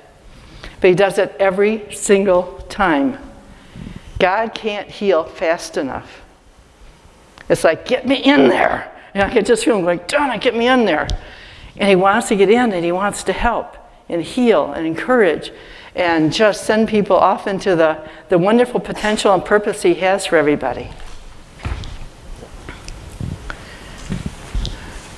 Okay, is Claire here? I just click it again, right? Okay, this is Claire's creation. This is good. I love stuff like this. Traumas, life choices. We're in a criminal, prison, which leads to loss, death, jail. What else do we have? Poor self-esteem, pain. We can choose that. And often, if we've been abused, the pain is so great, we will do choices, not good choices, that lead us to jail, okay? But we can also, this guy's been real faithful, know that we can go on with our lives. Are we going to have poor relationships, addictions, or we become the abuser? One of the things I had to work very hard in raising my kids was, my mother was a rager. I'm talking about raging. I'm talking about, anybody seen Eyes Turn Black? How many people have seen the eyes turn black? Yeah, scary, huh? Scary. Well, you know, when her eyes turn black, we just watch for it. You just run. But I had to watch it very carefully with my kids, because I wasn't going to do that to my kids. I had to learn to do something else with my anger. But that if I go that direction, losses, death, self-esteem again, so many losses in that. Claire, I love this. You can do all my slides for me. Okay. Loss of potential. Flatlined life. Everybody feel like sometimes you're just kind of going through life, just put the next foot and the next foot and the next foot. No excitement, no up, no, not even a down. If I get a down, I say going somewhere, but it's just, like that kind of thing. Numb, loss of self. No expression, no being, no essence of us. Depression. Self-harm and suicide. Pain, death. Those are all choices we have. Those are life choices, life path choices. And transcending or to healing. And it's never too late to transcend. Never. I worked with an 80-year-old one time and he said, I'm going home pretty soon. I said, okay. He says, and I'm not taking this home with me. We're dealing with this. And I said, okay. And he did a lot of work. He had to go back to the abuse he had given his kids. There was a lot of healing that happened, and there was a reconciliation with he and his children. It was just absolutely marvelous. So we can get to that. We can go to transcending and healing at any time. We're never too old. Betsy, the other, my soul sister, worked with a 91-year-old, I think. Fantastic. Such blessings, such blessings. But we can get wisdom, we can growth, we can get to our purpose. It's amazing. Those are our life choices. And we always have those choices. And please remember, if you've been to jail or you got into drugs, usually that's a sign of something that happened to you in childhood, the trauma that happened. It's never too late to heal, ever. Only after they've nailed the coffin down, guys, okay? Thank you, Claire, for that slide. Beautiful, beautiful. This is how kind of, I'm not sure what happened to my fonts. I thought I checked all of them. How they see themselves. They're fear-based. We coming out of trauma are fear-based, and we're going to talk about that a little bit and why that is. We have a ton of fear in us. We may not acknowledge it, we may not be aware of it, but it's there. We may act out on it. We may become the clown of the classroom, or we may end up shy, or whatever we end up. But we end up afraid. And then we just have to deal with it, because if I'm having to raise myself and I've been abused and all the time, why wouldn't I be afraid? They see themselves as incompetent, damaged goods. They know something's wrong with them. I remember when I just said I didn't know all my memories, where they were and what they were about, but I knew that I needed healing. And everybody, you know the Shroud of Turin, the Jesus shroud? And well, someone came and they had a copy of it into our church, and they were talking about it. And I said, God, if I just touch that, then start my healing. I didn't really know what that meant at that time. I just knew I needed something. Something was wrong. We're never good enough. Never good enough to be loved, can't do things right, never perfect enough, never fit in. Anybody can relate to never fitting in? You don't feel like you belong. And one of the reasons is that because we didn't belong in the childhood family, we don't feel like we fit in anywhere. Like one of the things that happens to the transcender is that in order to transcend, we have to divorce our family of origin, or most of it. That puts me out of the family and not fitting in. But if I didn't do that, I wouldn't have survived. Catch-22, huh? But so then when we get to adulthood, we have to deal with that issue. Is it me that doesn't fit in? And that's where God comes in too. You always fit in with God. God loves us. But then that relationships with God, like we were talking about earlier, it's been damaged. So we mean God loves me. Nobody else did. Why would I let God in? Why would he love me? I don't understand this love stuff. What is love? Try to be invisible. How many have tried to be invisible? Yeah, people say, what do you mean? So if I can just make me go away, if I can just make me go away, then people won't talk to me and I won't be put on the spot. Or I won't do something wrong. Or maybe it's just better that way, if I can just not be. Or they do anything to get love they need. And that love may be through drugs, maybe through promiscuity, it may be through acting out in other ways, whatever it may be. Because they don't know how to get the love, they don't know a definition of love. And my definition of love is, it's an action. It says, I love you enough and care enough about you to help you grow physically, mentally, emotionally, and spiritually. It's an action, it's not a feeling.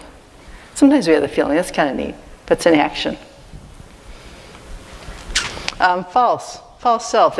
We operate in a false self. That means that I've learned that I'm not okay, so I have to put me out there, a being out there that is better or more perfect.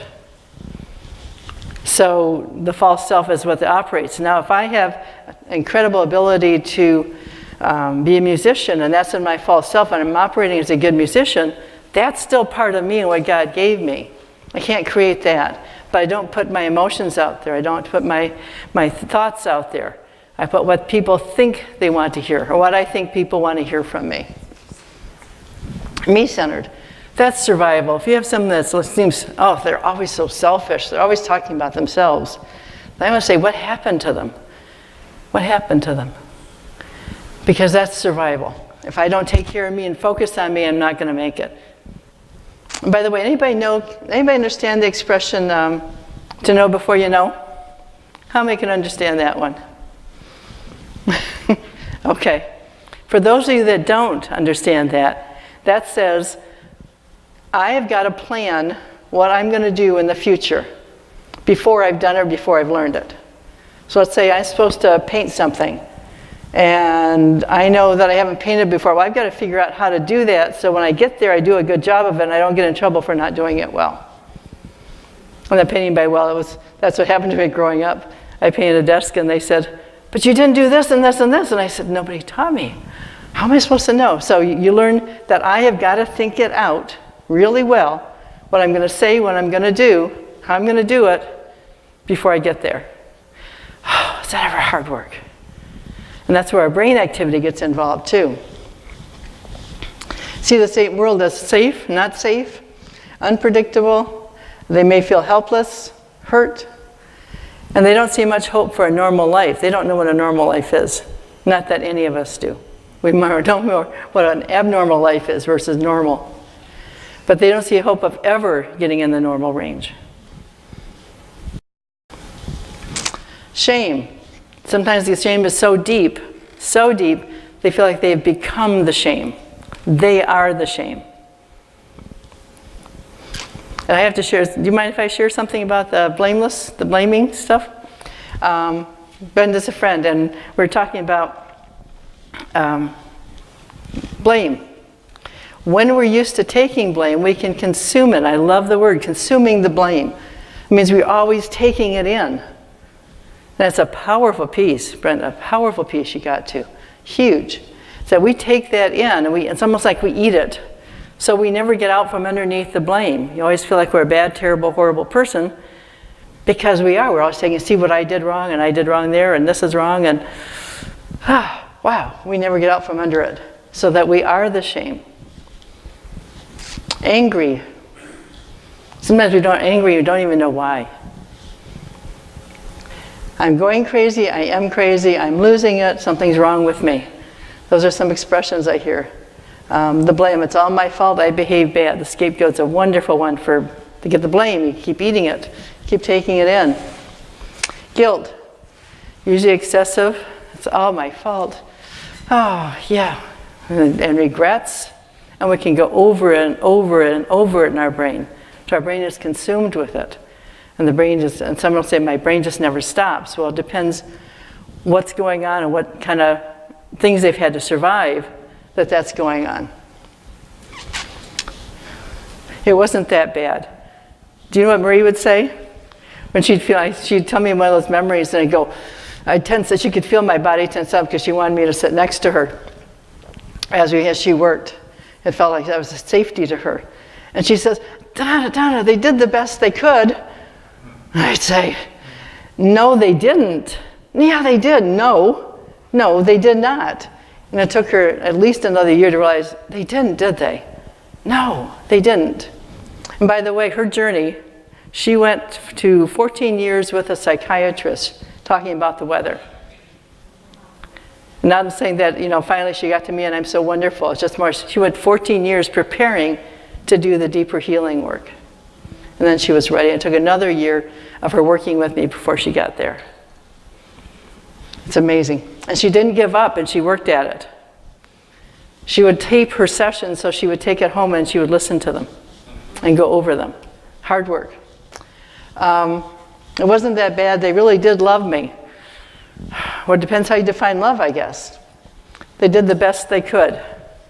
Isn't that something we usually put out there a lot? Oh, they did the best they could. Maybe they didn't. Yeah, maybe they didn't. Or maybe they had issues coming from their backgrounds.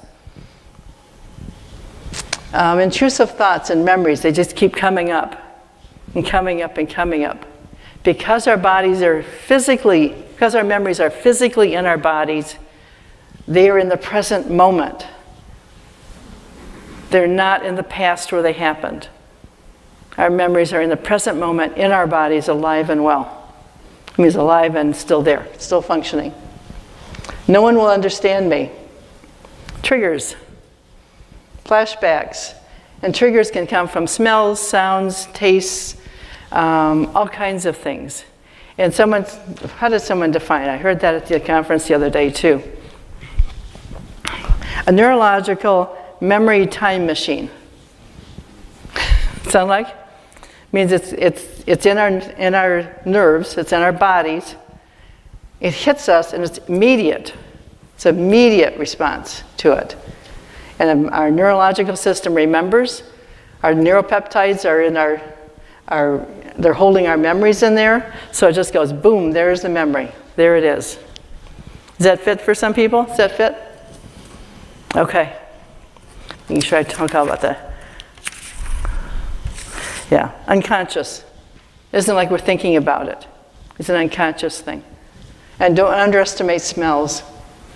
They're very, very powerful in triggering us. And sometimes we can trigger a response and we're going, whoa, hold it. Seasons can do it. Anniversaries. Anybody have a time where you're going into depression, you don't have any idea why you're in depression? It's like, what's happened to me? What's gone on for me? Why am I in this depression? Why am I angry? And then you look at the calendar and it's an anniversary of someone's death or a traumatic experience for you. Your body remembers. Yeah. God, someone said, we are fearfully and wonderfully made. This amazing, amazing body we have. We have to be safe to heal. Have to be. If I'm still being abused or threatened or homeless or starving, how am I going to be able to focus on healing? Trust is learned and earned and takes time. Give yourself time if you get into therapy. Give yourself time to get to know that therapist. And getting to know you. Do you trust you? Do you trust you? And sometimes we can say, no. Look at all the bad, terrible, awful things they did. Why would I trust me? Everyone else trusted me. Why should I trust me? And we talked about the counseling.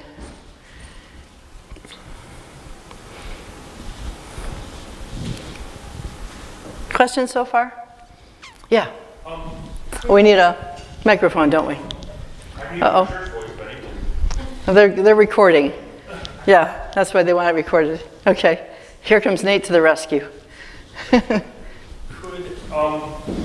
idealization and justification, okay, let me say it again. Can idealization and justification be interchanged? What do you mean? Give me an example, for instance. Like justifying the wrongs because, well, they tried the best they could, and they really did love me. I mean, is that the same or? Okay. Yeah. Or the idealization is that, idealization is saying, this is how I want to see my parents. Yeah, they must have loved me. I can't imagine them not loving me because they're so wonderful. They wouldn't, that kind of thing. Sure. Yeah, and then you can, using that, then you can justify the bad actions. Yeah. Okay. Yeah, Thank you. absolutely. Okay, any other questions before we go on? Okay. Our healing process has two parts to it. One is this grief process, and we talked about grief this morning. Okay, we have to grieve everything we got, everything we didn't get. Even it's down to what seems like, why is this important? But it is important. It's connected to other things, like people working with Dr. McClintock. As he gets older, I think he'll be called Dr. Ben, but I have to keep putting him in Dr. McClintock. Because he can help get the memories untucked physically from the body that have been trapped in there. That will be part of the process you go through. Part of the process. The spiritual care process, the prayer, forgiving, praying, all of that is part of the process. Spending time, guys, with God. Just when I went through the hard time recently, I had 2 hours in the morning, 2 hours at night, because that was survival for me getting through this. I had to do that because I had to take care of me and do the healing I needed to do, along with everything else.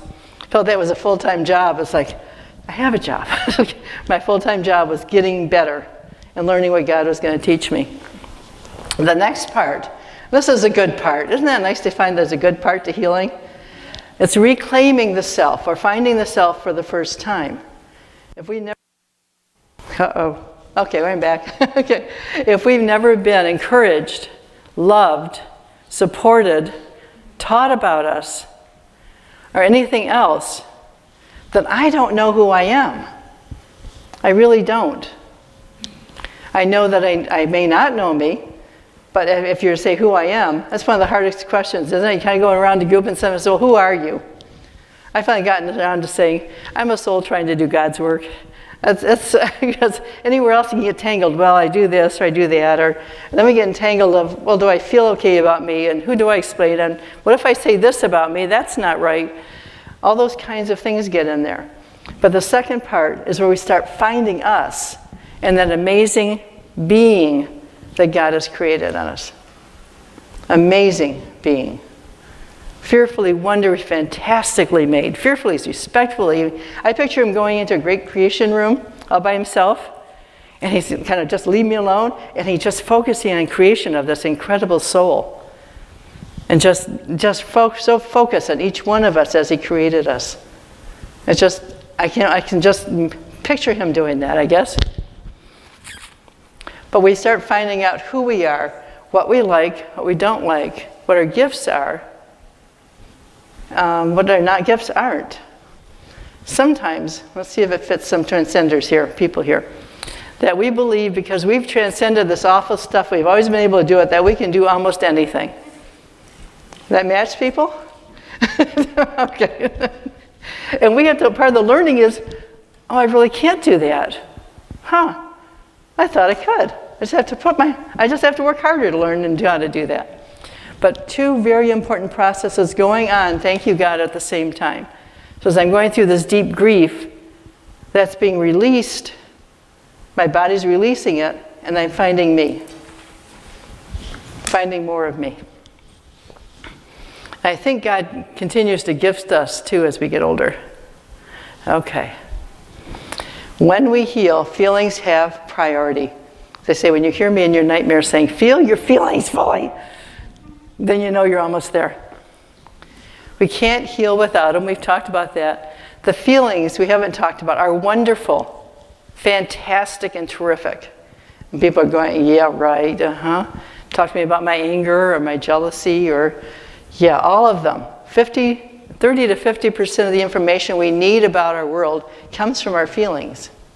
That's huge. That's huge. I need that richness, that incredible stuff that the information is giving me to take that and put it with my intellect to make a good decision. Please do not hear me say you make a decision based on your feelings. Do not. Unless it's a fear thing that someone's in trouble, you have panic and fear, and you have to go do something right away. I mean, that's a little different. But just because I'm angry, I'm not, like Jeff, I'm not going to come over and slug you, okay? Yeah, or I should go to jail, right? But if I'm angry, then I'll go do my energy, the work that anger requires, and we'll be talking about that. And I can go back and say, Jeff, you said something that hurt me, can we talk? Well, that gets you and I in a better relationship. The other one's going to land me in jail. And when we grow up in these difficult families, we're not given what we need to know how to deal with our feelings. Once we start feeling our feelings, our head begins to clear. Okay, 3 rules. These you may want to write down. I wish these were ingrained in everybody around. 3 rules to feeling feelings. 1 is you can't hurt yourself. Of course, I have the macho guys that says, you mean I can't smash my head into the brick wall? And go, no. No, that's not quite what we're doing here.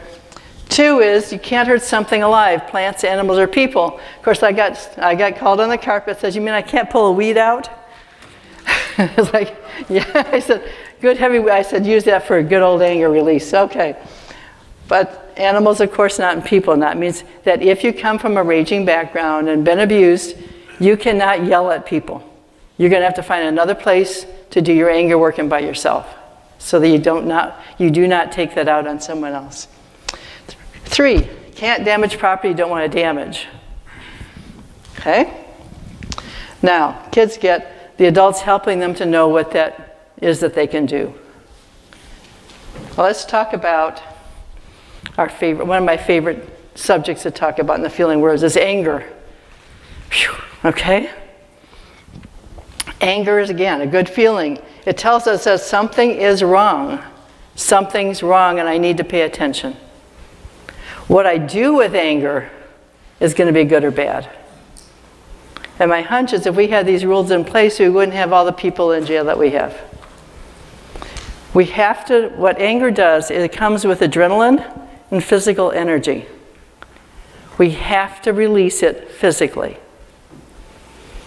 And people said, oh boy, like we talked about smashing my hand against a brick wall or something. No. But we can, if you want to beat something up, like in my office, I have a duffel bag that's stuffed and I have a baseball bat, big old plastic one. If you're going to do the baseball bat, then get the fat one, they have much, much better sound.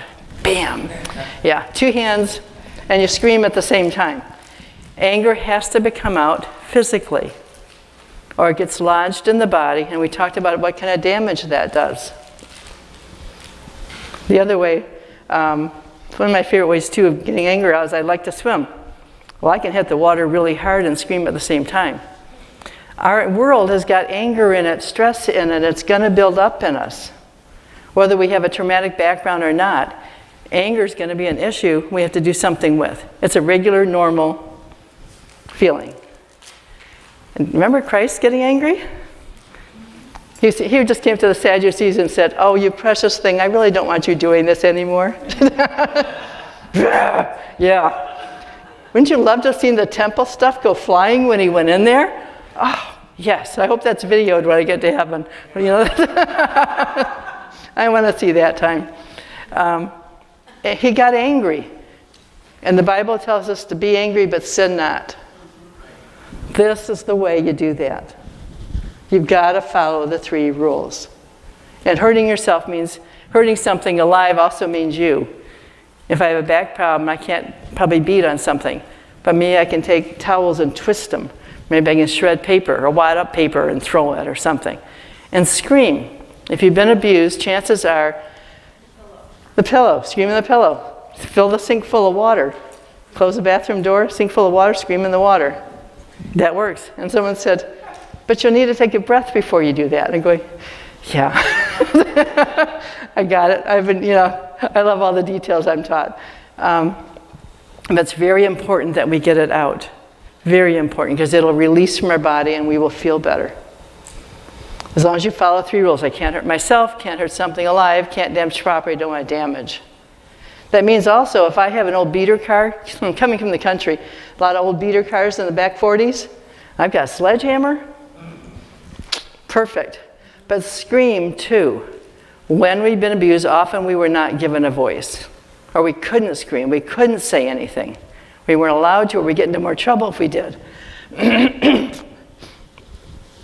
What do you think, guys? A lot of times people say, I don't like this thing about anger when you're talking about it. But we have to do something with it. Because of damage it does. Let's get you here comes Nate. Oh, you're worth it. You're worth it. Thank you for the exercise. Well, you think about what happens when you allow that anger to be pent up on the inside of you. What's going to happen? Heart attacks, strokes, colitis, arthritis, high blood pressure, ulcers. Exactly. Yeah, or we're going to explode. That's right. Explode. How? Yeah. Yeah. There's the question, isn't it? Yeah. It's amazing. And choosing how I'm going to explode appropriately. Or some people, feelings have to be released appropriately. Have to be. Or explode like my slamming doors. Or beating somebody up or whatever. Yeah. I love that. Yeah, it's a choice. It is. Yeah. Thank you. Thank you. Other thoughts about this? Because a lot of times we're told you cannot be angry. In my household, we could be happy or we could be angry. Oh, yeah. And maybe in your household, you had certain feelings that were okay and certain feelings that weren't okay. All feelings are wonderful. Jealousy, God got jealous. God's jealous. He doesn't want to share us with anyone. But jealousy says, I'm empty inside. I need something. I need it. And there's a spot, usually that people say, where do you feel that? And people are going to say, what do you mean you can feel where your feelings are? You can. And feelings have colors, guys. But if I'm asking where their jealousy is, it's usually right here. That's the solar plexus. You know what else is right there? That's God's spot. That's where they tell me where they feel. What? In the spleen. In the spleen? Specifically the spleen? Holy Spirit is in the spleen. In the spleen, okay. Yeah, it's back in this. Yeah, he's there. Yeah. And our feelings have colors. Actually, right now, what if you close your eyes and tell me what colors you see inside you?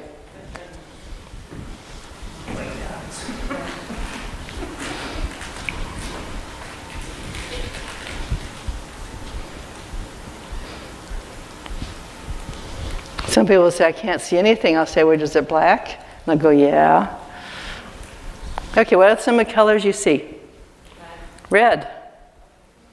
What other colors? Blue? Yellow. Moss green. Moss green. Okay. Okay. I love it. I love it. There are many color theories out there about feelings. What I've come to and understand is that the colors are connected to you personally and what that means to you personally.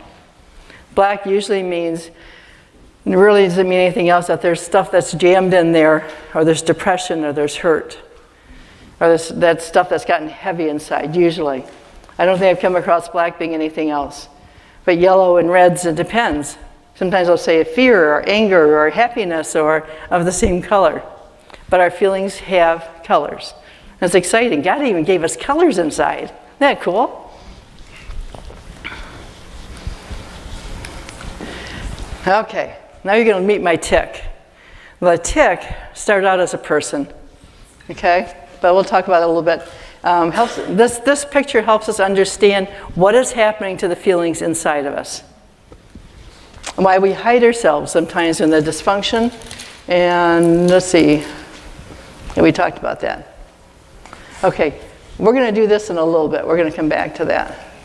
There's the tick. When Betsy was around, I drew this big thing and put the arms. I said, this is a person. And she said, Donna, it's not a person. That is a tick. It's a very full tick. And I said, okay, that's how we got born. It's a tick. No magical whatever. But inside of us, God creates. This is our creation of us. It's an image of God's creation. That He puts this wonderful stuff inside of us. And that's how He sends us into the world.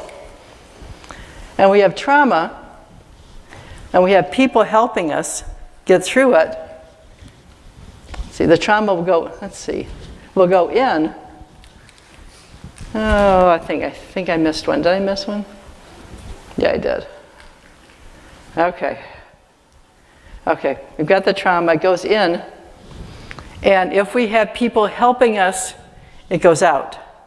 It does not lodge in us physically, it does not go into our cells or our neuropeptides, or as Dr. Ben was talking about, the information system. So I love that word, because it's whole body working together. If I have trauma and no one is there, no one's helping me think about it, feel about it, deal with it, they're saying, oh well. One person said they had been sexually abused and the person just gave them a tranquilizer and never talked about it. That's the mother did. And it's like, okay, that's not dealing with it. So then what happens, so purple indicates a layer. All those feelings start going into the layers. The more traumas I have, the more layers I have going in my body. Okay? And if no one's dealing with it with me, no one's feeling it, that is starting to build up in me. Now I've got to put those little squiggly things, that's the fear line. I've got to put something that keeps all those feelings inside of me. I've got to keep them down and inside. So I've got to put fear there. Fear works great for keeping me away. I'm not going there. I can't feel that. Get away from there. And the line around the authentic self, called my electric fence. That's so that I don't go near me. Because I've gotten to the point of, if I've had enough abuse, I think that I am a bad, terrible, horrible person, so I better hide. And or, that's all I have, and I don't want anybody else hurting it anymore. So, we've got layers, we've got fear, we've got a ring around the authentic self now being hidden. So the false self, like we were talking about earlier, starts to develop. And then the brain starts getting viruses, for lack of a better word. My brain is working so hard to keep going and develop and grow that it has to have viruses. I have to put in something that controls all of that and still keeps me going. Make sense? Okay. And the more trauma, probably the more viruses I have. That's where that dysfunctional stuff, the survival skills come in. That brain's working really hard to create survival skills.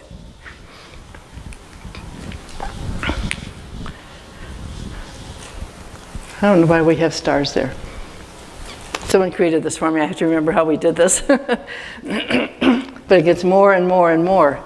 Now, as we heal, we start getting the wisdom. As we heal, we start getting the wisdom. And the layers start releasing. We grab hold of that layer, we start feeling it, dealing with it in any way that God's leading us to, physically, mentally, emotionally, spiritually, any way we can. So it gets released, and then we get more healing in it, and we get more wisdom from it. Oops, I don't want you yet. And it's kind of like people, if I was to have a description of what we look like or feel like inside, we're kind of alive, but we get all this dead stuff, we're kind of yuck. Because we're so overwhelmed with what's in us.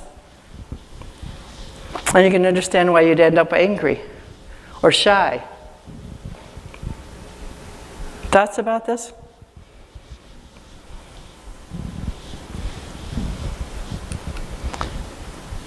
This is when I was a farmer. We had possum all over the place, and I lived in an old trailer to get this farm program going, and possum would routinely come into our old trailer.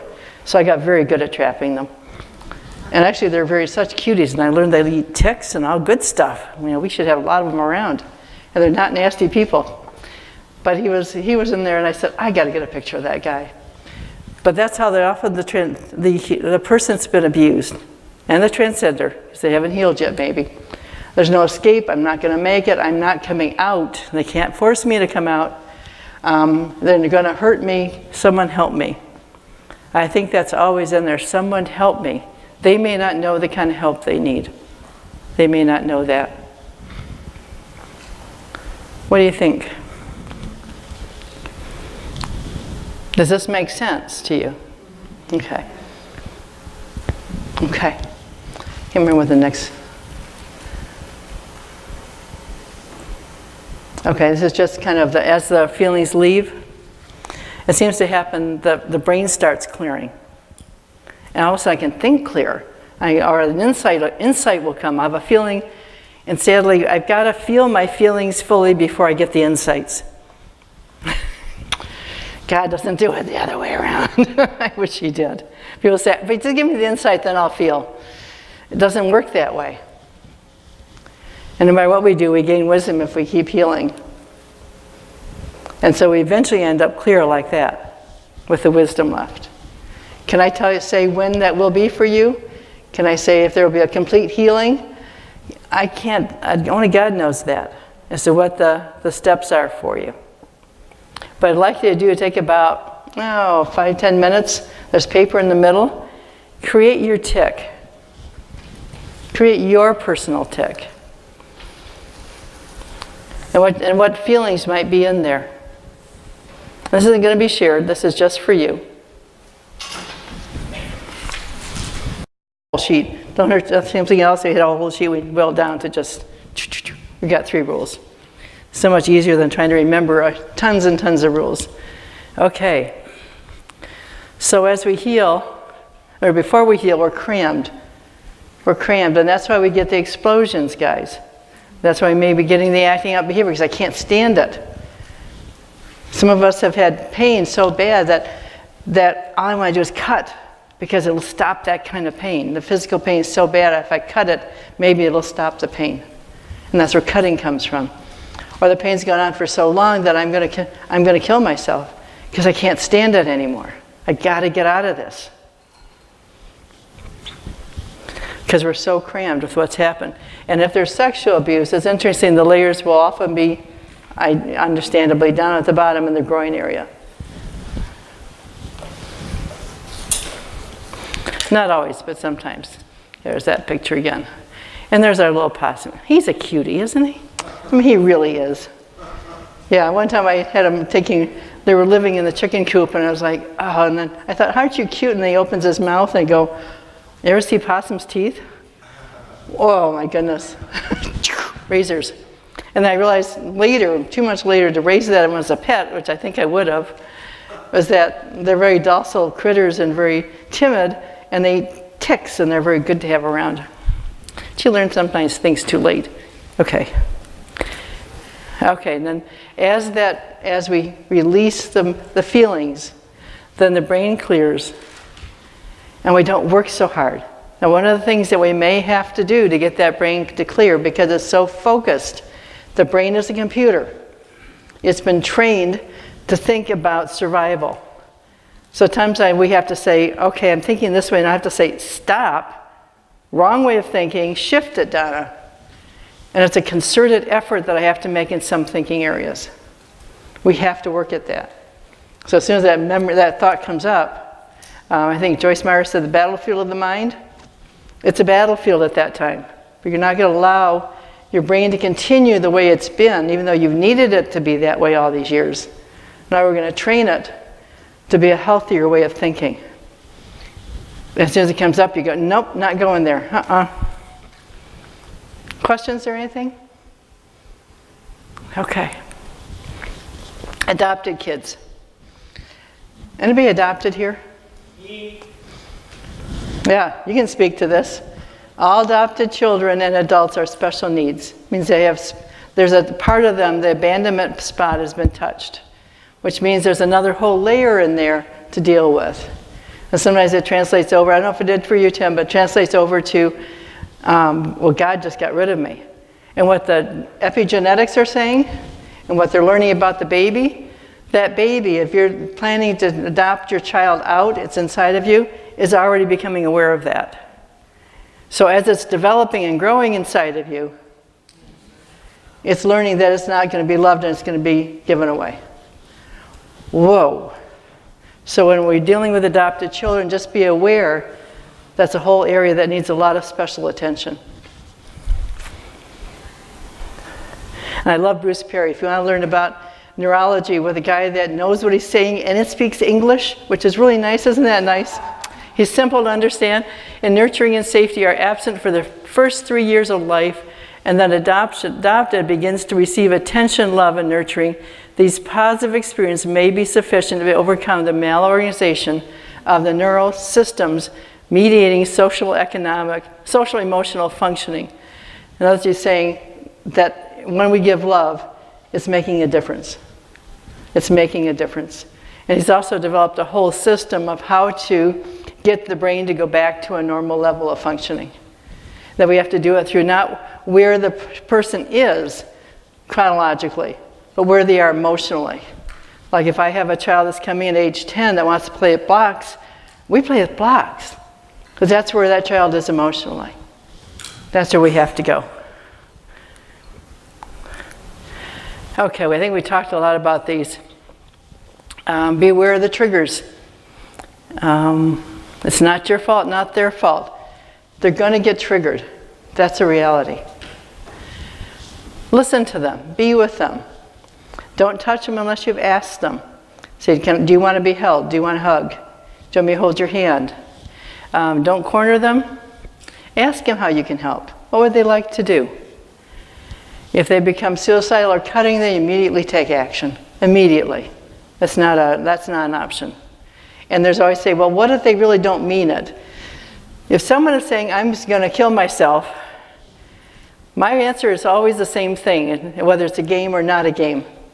I call the police or I get them to the hospital immediately. If it's a game, it doesn't happen again. If it's not, they get the help they need. So you don't mess with it.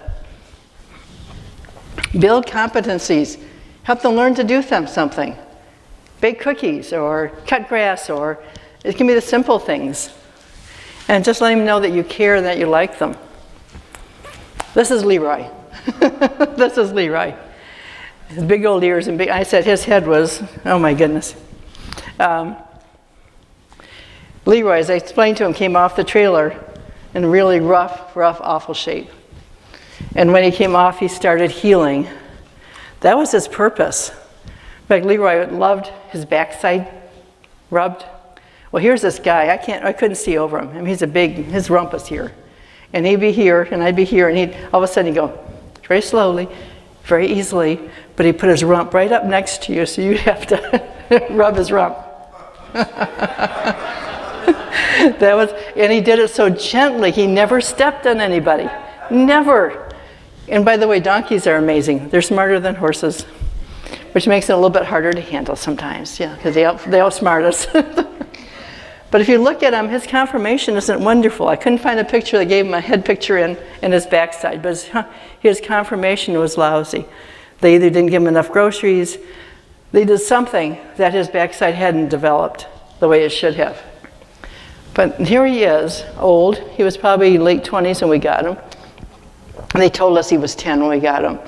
And it's like, they got there and we said, no. I mean, he was not, he was much older. But it said he was in good shape, he was rideable. We did ride him. Yeah, but we first had to give him a chance to get his energy back, because he could barely walk, he could barely stand up. And it took him a while. I remember seeing him for the first time, he was trotting out in the pasture area. I was like, he's trotting, all right, God, here we go. And he learned to gallop. He learned to gallop again. In spite of what he went through, he had this amazing purpose and helped so many people heal. He would just take his big old head and stick it on you, put it around you, or back into you, one of the two. But if he's got this amazing purpose, and he's a donkey, each of us has this incredible purpose that God has given us that only we individually can do. If this donkey had that, how much more important are we than that donkey? And obviously he's loved and wanted and needed and cared about to have God to let me know that he was okay. So God's got him. But we're told that we're so incredibly made and loved that we're given this purpose. And it doesn't matter what you've gone through. There's a song, I think someone mentioned it, with nothing, I think you mentioned it, Kathy, is that nothing is wasted. And there's a song called Let Nothing Be Wasted. God doesn't waste anything. Absolutely nothing. And our purpose will be using everything you've gone through. Everything. Nothing will be wasted with that. Bye, Leroy. And all of this also, if you're working with people, take care of yourselves. Take care of yourselves. Yeah. Have mental health days, exercise, eat well, get the rest you need, time off if you need it. Talk to people. Things are getting overwhelming, talk to people. Get the support you need. Keep the boundaries. Remember the movie, What About Bob? Yeah, I was told, Donnie, you really need to watch this. And I watched 10 minutes, 15 minutes of it and realized I lived that. I had somebody do that to me. That was not funny. It was not a good movie for me. And I said, and Bob was this client that kept stalking his psychiatrist, whoever it was. It's like, if you need to take care of yourselves, the boundaries have to be there. Have to be there, because we can get somebody that just is so needy. Not because they're nasty, horrible people, if they get needy. And they need some extra whatever, and they feel like I'm just attached to you. But we emotionally can't do that. We have to have time for ourselves. Yeah. It doesn't mean we're not there from when they're needing us either. And do what you tell others to do. If you're telling somebody else to do something, what would you tell them? Get a massage, go for a walk, get to Lake Michigan. That's another great place for anger, guys. Tell them to go down out and scream the waves. Great spot to do that. Okay. And I'll just let you read this. This is from Bruce Perry again.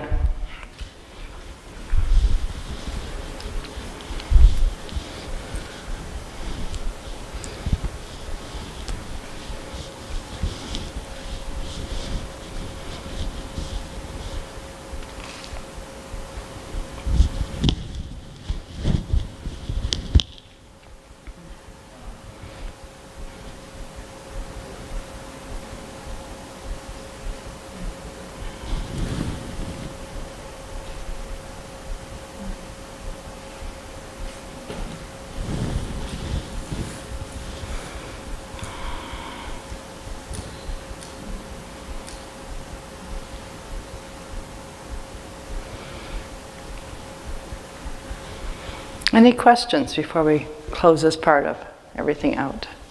Any thoughts about this?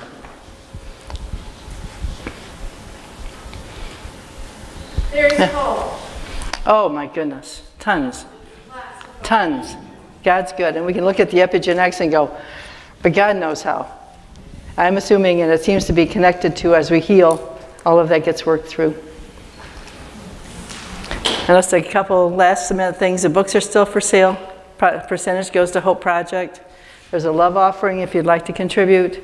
And then the healing service will start about 3 if you're going to be here.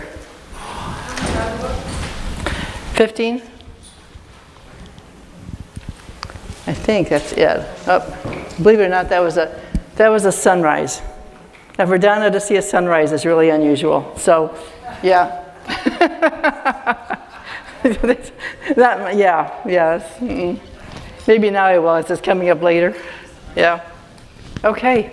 Thank you for coming. Thank you, team, that helped put this together. Yes, the team has been wonderful.